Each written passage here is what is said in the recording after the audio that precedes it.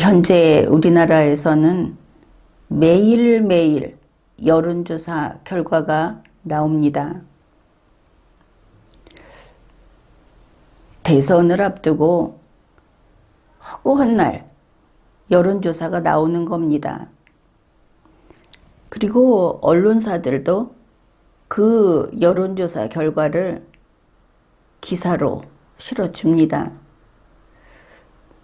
그러면은 그 신문이 무슨 주식 시황을 실은 것처럼 그런 식으로 올리는가? 간혹 그럴 때도 있고 자기들이 의뢰했을 때는.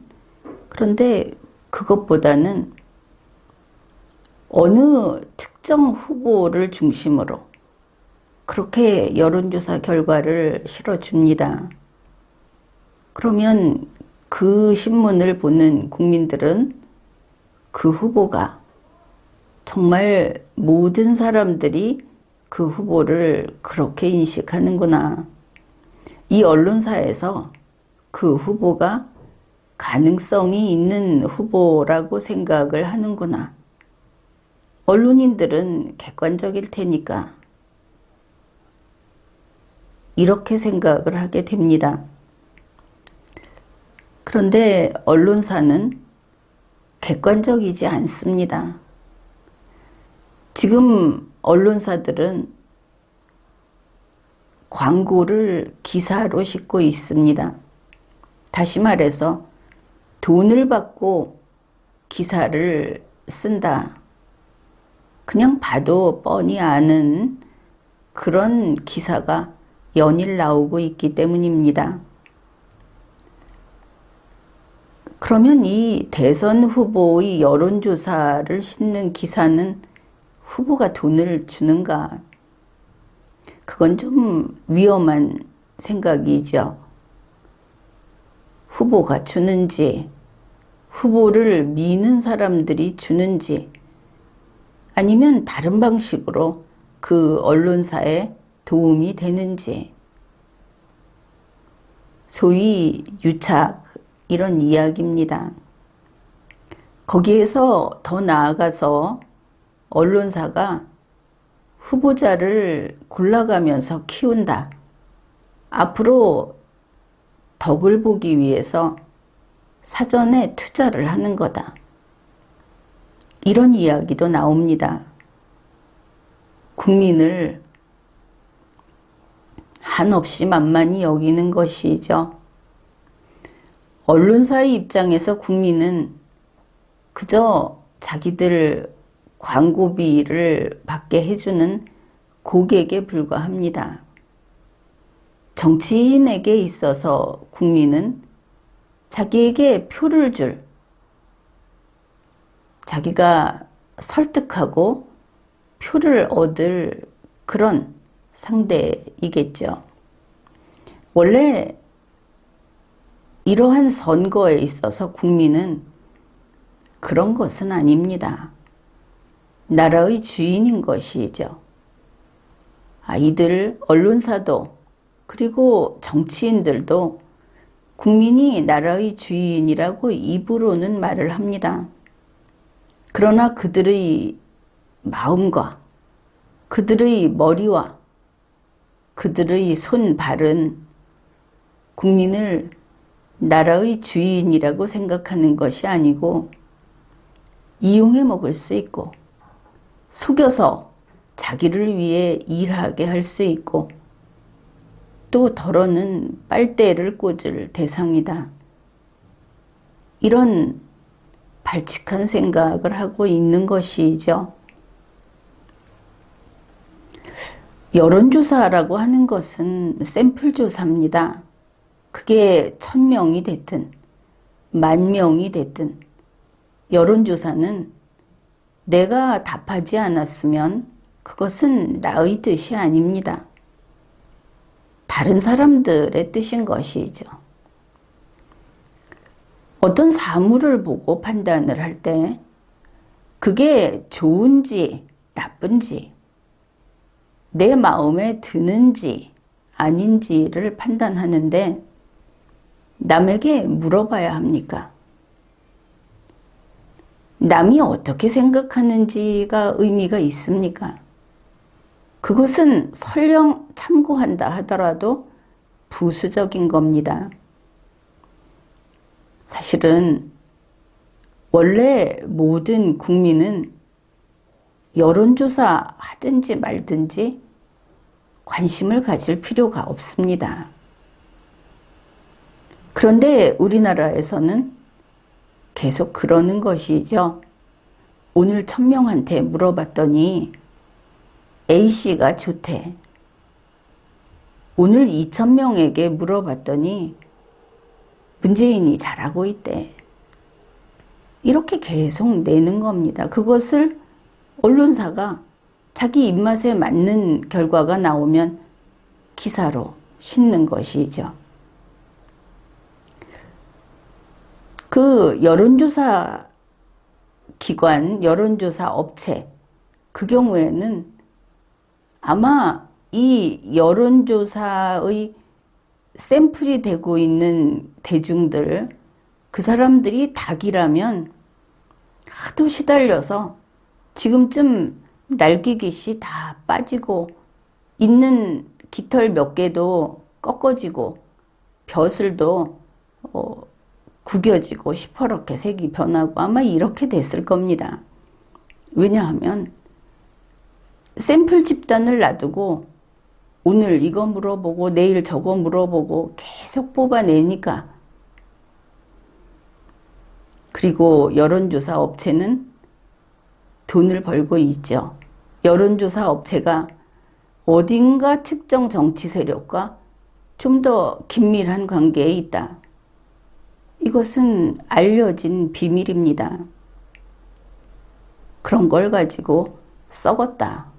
이렇게 이야기를 하고 썩은 데서 나오는 여론조사를 국민이 그래도 여론조사 결과가 이렇대 저렇대라고 하는 것은 아마 놀면서 사는 인생들이어서 그런 게 아닌가 그렇게 봅니다.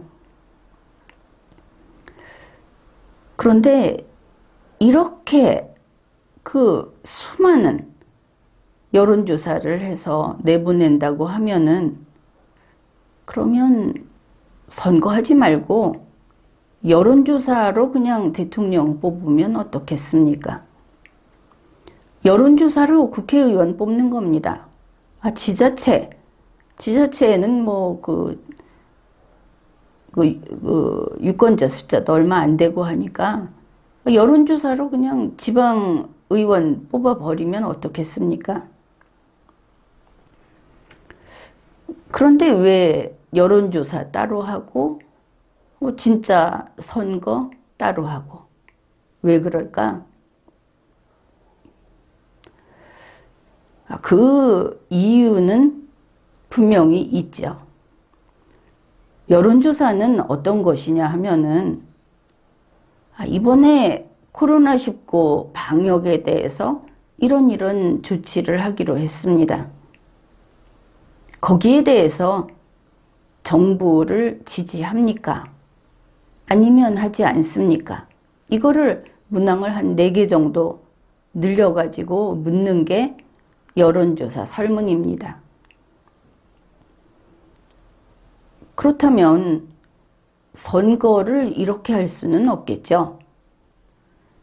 A씨를 대통령으로 하는데 지지한다, 조금 지지한다, 지지하지 않는다, 뭐 이런 것 중에 선택을 하십시오.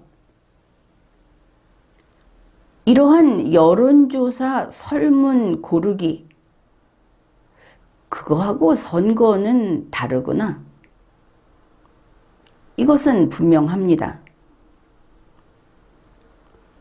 그러니까 실제로 투표일에 국민은 설문 3, 거기에서 지지율이 20%인 자를 뽑는다. 이게 아니다. 그런 자를 뽑지 않는다는 겁니다. 국민은 매달 기본소득 10,000원을 주는 자, 그 사람을 뽑지 않는다는 겁니다. 그런데 매달 기본소득 1만 원, 이게 얼마나 그 인기 있는 그런 그 기사 주제가 되고 있습니까? 어떻게 주겠다? 언제부터 주겠다? 나는 또 다른 이름으로 주겠다. 사실 지금 대선 전국에서 여야 할 것 없이 앞으로 대선 후보자가 되고 싶다 하는 사람들이 국민에게 무엇을 주겠다고 이야기를 다들 하죠. 여기에 중요한 차이가 있는 것을 알고 계십니까? 그게 가령 보수 쪽에서는 안 주겠다. 좌파 쪽에서는 주겠다. 이렇게밖에는 드러나고 있는데 실제로는 양쪽 다 주겠다고 하고 있는 겁니다. 가령 이쪽에서 매달 10,000원 주겠다 하면은 저쪽도 매달 10,000원 주겠다고 안 할 바보는 아니다. 차이는 좌파 쪽에서는 주겠다. 이 주겠다로 투표를 하면 돈 낼 사람은 그냥 내놔라. 이게 정당성이다. 그렇게 주장을 하고 그렇게 집행을 합니다. 보수 쪽에서는 주겠다고 이야기를 하면서 낼 사람, 받을 곳을 같이 고민을 하는 것이죠. 그래서 어떻게 받겠다. 어떻게 줄 수 있게 하겠다. 이것까지 내놓는 겁니다. 차이는 그것밖에 없습니다. 그러니 누구는 매달 10,000원 준다고 했는데 뭐 보수는 안 주는 거냐? 이런 거는 생각할 필요도 없는 거죠. 올해 예산이 통과되면 내년에 누가 어느 정당에서 나온 사람이 대통령으로 선출이 돼도 그 예산 그냥 집행합니다. 국민이 거기에 속는다든지 그것을 선택의 기준으로 삼을 하등의 이유가 없는 것이죠. 후보들은 자기들이 가지고 있는 안이 독특하고 나는 매달 10,000원을 주는데 다른 사람은 안 준다더라. 뭐 이런 식으로 생각을 하는 모양인데 아니다. 나중에 가면은 결국은 나와 있던 국민들에게 약속을 한 그거는 그리고 올해도 예산은 이미 잡혀 있죠. 이번 이제 정기국회에서 내년도 예산을 승인을 할 거 아닙니까? 거기에 들어가 있는 거는 다음 대통령이 취임을 해서 그대로 집행을 합니다. 그리고 이러한 그 복지 예산이라고 하는 것은 감추기 어렵죠. 이제 이게 바뀌게 되면 차이는 뭐냐 하면은 예산을 정해놓고 세금을 왕창 거둔 다음에 국민을 편갈라서 자기에게 표를 주는 사람들에게 사실상 매표 행위를 하는 이 예산 집행, 이게 없어지는 겁니다.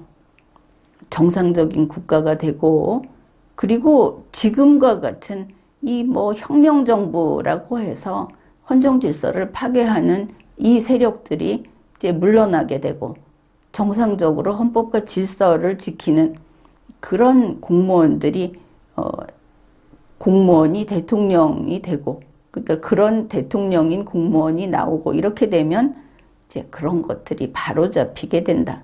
사실 그렇게 되면 따지면 50%에게만 기회를 주고 50% 걸 뺏어 쓰던 이런 게 이제 100% 국민에게 기회가 같이 돌아간다. 그런 게 바뀔 겁니다. 세금이 없어서 혜택이 안 갔던 것이 아니고 이념적으로 그리고 자기들의 표밭이 아닐 때 이 기회가 차단돼 있었다. 이거는 우리가 경험으로 알고 있는 사실이고 바로 이 부분이 개선이 돼야 하겠다 하는 겁니다. 이렇게 봤을 때 지지율이, 여론조사에서 지지율이 몇 %였다고 해서 뽑히는 거, 이제 국민의 입장에서 보면 그런 사람을 선택하는 거 아니다. 기본소득 주겠다. 내가 뭐를 하겠다. 학비를 대주겠다. 뭐 그런 이야기 해봤자 그걸로 국민의 표를 살 수 없다. 이렇게 되면 중요한 것은 국민의 눈높이를 알아야 한다 하는 겁니다. 우리 국민들이 생각보다는 아주 자존심이 강하고 그리고 자기를 사랑하는 그런 국민들이라는 것을 이들은 도무지 모르는 것 같습니다. 이런 일이 있었습니다. 좌파인 A씨가 자기가 보기에 우파였겠죠. 우파인 B씨에게 막말을 했습니다. 그것도 공개적으로. 이제 이 B씨는 나이가 좀 많고 A씨는 거기에 비하면 나이가 뭐 한 반 정도 된다고 해야 할까. 대략 그렇게 차이가 많이 나는 이런 사람이었습니다. 좌파 A씨가 글을 썼는데 당신은 너무 오래 살았다. 당신은 쓰레기다. 당신 빨리 죽어라. 왜 살고 있니? 이제 이런 글을 쓴 겁니다. 좌파가 썼으니까 지금 그 생명을 부정하는 것이죠. 존엄성을 훼손한 겁니다. 뭐 B씨는 우파니까, 우파 짓을 하니까 괜찮아. 이래야 할 거 아닙니까? 좌우가 지금 이렇게 극명하게 갈려서 서로 멱살잡이를 하고 있는 이 시대에 자기들 눈에는 그렇게 보였겠죠. 정당들, 그리고 이 좌우로 갈려서 선거 때마다 선거 장사하고 있는 이 선거꾼들, 자기들이 이제 정치 세력이라고 얘기를 하면서. 그런데 결과는 그렇지 않았습니다. 어떻게 됐는가? 정말 좌파 A씨에게 당신은 좌파니까 나 좌파거든. 그러니까 당신 오라. 당신 잘했어. 이러지 않았다는 겁니다. 우리 국민들 반응이 어땠습니까? 야, 저런 A씨하고 같은 세상에 살기 싫다. 우리의 부모, 할아버지, 할머니, 이런 연장자에게 저렇게 막말을 하는 자는 싫다. 인간답지 못하다. 한마디로 창피하다. 좌파가 속 시원하게 우파를 짓밟아줬다. 나이 많은 사람에게 가장 가슴 아플 왜 오래 사니? 라고 이야기한 걸 두고 잘했다. 이런 것이 아니고 정말 징글징글하게 싫다. 좌파라는 걸 내세워서 모든 게 용서될 줄 아는 저 무식함, 파렴치함이 낯뜨겁다. 이 말이 좌파 쪽에서 나오고 있다는 겁니다. 그걸 보고 나는 이게 희망이다. 역시 우리 대한민국 국민은 기대를 배신하지 않는다. 그렇게 생각을 했습니다. 우파도 마찬가지입니다. 국민의힘에서 우파라는 윤희숙, 우파라는 이준석, 다들 어땠습니까? 우리 아버지가 땅을 샀는데 농사도 안 하면서 농지를 샀는데 다 몰랐어요. 이렇게 이야기를 했습니다. 윤희숙 씨는 나는 떨어져 살았기 때문에 호적이 달라서 아버지가 농지를 산지 몰랐다. 우리 아버지가 농부가 아닌 줄도 난 몰랐다. 그런 이야기입니다. 이준석 씨는 더 심하죠. 우리 아버지가 그 농지를 샀을 때는 17년 전이다. 그때 나는 유학 중이었다. 그때 나는 나이가 어렸다. 그래서 몰랐다. 이준석 씨 이야기도 그겁니다.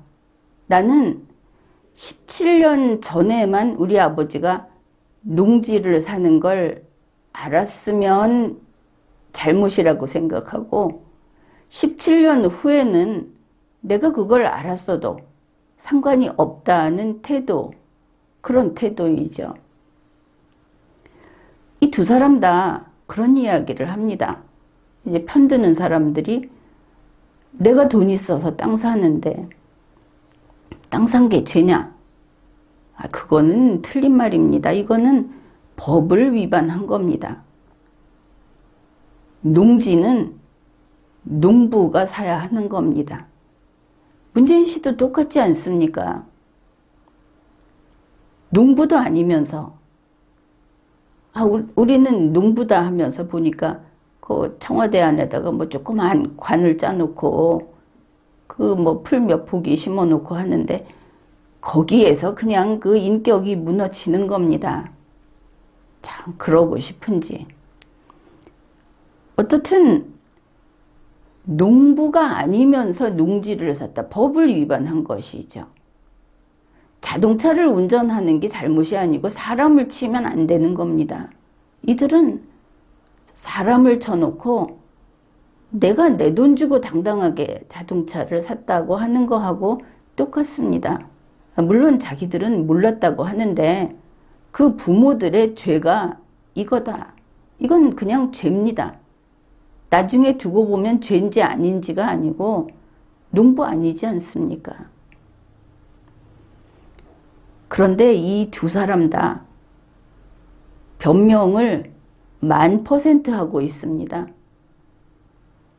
거기다가 그 몇몇 보수 유튜버라는 사람들 평소에 저 사람은 그래도 좀 상식적인가?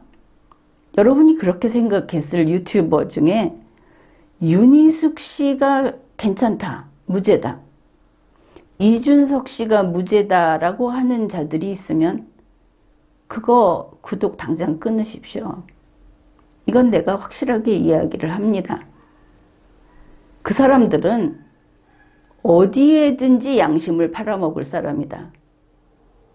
지금 이 시대에 우리 국민은 좌파가 됐든 우파가 됐든 틀린 건 틀리다고 말하는 그런 시대입니다. 그런데 그래도 자기들이 무슨 인플루언서다 하면서 필요할 때마다 가서 이런 식으로 앞잡이 노릇을 하는 자들은 그건 백해무익합니다. 다시 안 봐도 하나도 아쉬울 것이 없다. 이렇게 보면 됩니다. 그런데 그 소수 유튜버들 빼고 우리 국민들 어떻습니까? 보수우파 국민들, 그 유튜버들 아니면은 몇몇 언론인들 가서 그리고 그 정치인들, 윤희숙이 우리의 무슨 양심이다, 영웅이다. 이준석도 지금 그렇게 할지 모르겠는데, 그 같은 썩은 무리들만 그렇습니다. 우파 국민들 이 사람들한테 돌아섰습니다. 좌파만 양심 있고 당당한 게 아니고 우파 국민도 똑같습니다. 우리 국민은 바로 그런 면에서 만만치 않다. 국민의 눈높이는 그런 거다. 그걸 알아야 하는 것이죠. 좌파 문재인 민주당이 이번에 그 사회적 거리두기를 좀 완화하겠다, 이런 발표를 했습니다.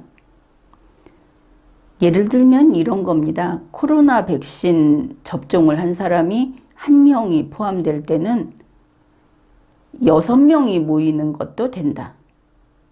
나머지 5명이 다 접종자여야 한다는 조건이 아닙니다. 그러면 이게 과학적으로 근거가 있는가? 코로나 백신을 내가 접종을 했으면 그러면 이게 내 옆에 나란히 서 있는 5명까지는 바이러스를 막아주는구나. 남에게 방어막을 쳐주는구나. 그러니까 이렇게 모여도 된다고 하지. 이러면 정신 나갔다 소리를 듣겠죠? 이건 과학이 아닙니다. 백신은 옆에 사람을 보호하는 게 아니죠. 잘해봤자 자기를 보호하는 것이다. 백신 접종을 하면은 그 사람에게 아직 남아있는 바이러스가 옆에 사람한테 안 갑니까? 바이러스 제로 상태가 됩니까? 문재인 민주당 정권은 이 방역 정책이라고 하는 것을 이렇게 고무줄 적용을 합니다. 그러면서도 욕 먹을 것만 골라가면서 합니다. 염치불구하고. 이런 발표를 했을 때 또 이럴 수 있겠죠. 문재인 민주당에서 나온 건데 우리는 좌파니까 문재인 민주당이 하는 거는 반대하면 안 되지. 이제 이렇게 기대를 했겠죠. 그런데 어땠습니까? 나는 백신 접종할 차례가 돼도 접종 안 받겠다.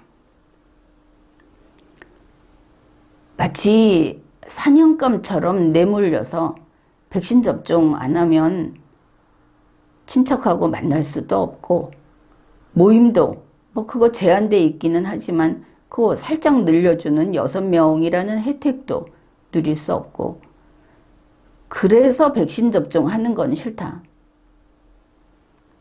이런 이야기 나오지 않았습니까? 더구나 문재인 민주당 정권에서 백신 접종자에 대해서 특별 대우를 하는 것은 이것은 대놓고 차별을 하는 겁니다. 백신 접종 자유롭게 할 수 있습니까? 자기들이 여기는 접종해라, 여기는 해라 이렇게 골라서 하지 않았습니까? 게다가 백신 접종 2회차에 걸쳐야만 제대로 접종이 된 거로 그 기본적인 효과를 기대할 수 있다. 물론 아직은 실험 단계지만 이렇게 돼 있는 것을 우리 1회는 이만큼 맞추고 그리고 보통은 30일 내에 2회차 접종해야 된다 이렇게 돼 있는 거를 그냥 늘려가면서 마음대로 하고 있죠. 그래서 1회차 가지고 접종률 몇 %, 많이 했다. 이러면은 그 아프리카에서 기분 나빠할지 모르지만 이거 아프리카입니다. 수준이 딱 그런 것이죠. 우리 국민은 그런 식으로 국민을 갈라서 길들이기 하고 자기들 마음대로 국민을 통제하는 거기에 이제 싫다 소리 나온 겁니다. 좌파라고 완장차고 이 양복 깃에다가 별의별 그 배지를 다 꽂고 그리고 그 자기네 패거리로서의 힘을 내세우다가 이제 국민이 창피하다. 너희들 이제 싫다. 이렇게 이야기를 했다고 말을 했습니다. 이번에 이 백신 이거 가지고 국민들이 이제 좀 지겹다.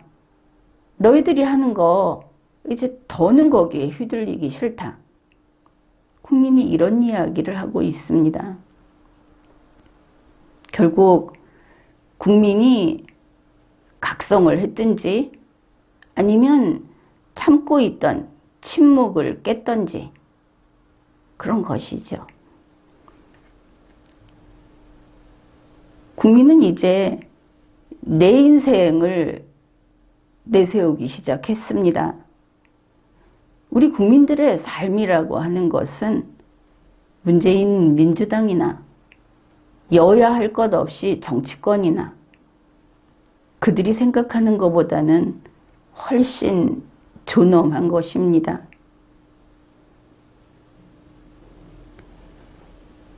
조국 씨 부부,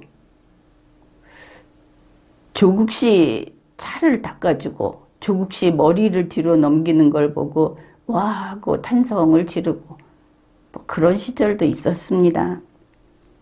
그러나 이제는 조국 씨 부부나 문재인 씨 아들이나 이들이 한 소행, 그들의 비논리적인 주장, 모렴치한 태도, 이거에 대해서 좌파니까 오케이, 이거 이제는 없습니다. 끝났습니다. 국민은 이제 그런 수준 낮은 인간들이 싫은 겁니다.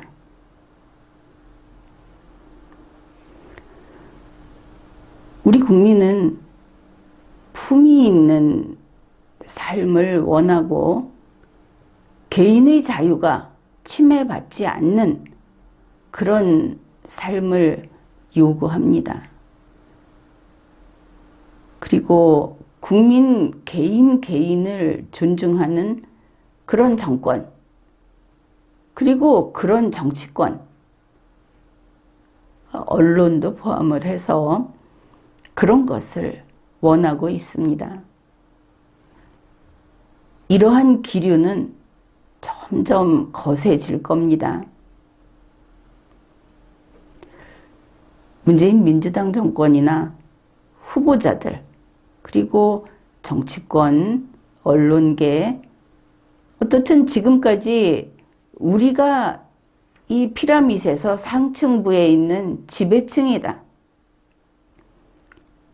이런 착각을 하고 있었던 그런 사람들은 정신을 차리고 이것을 알아야 할 겁니다.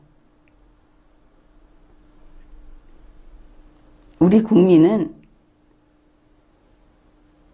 자기의 삶을 사랑하는 사람들입니다.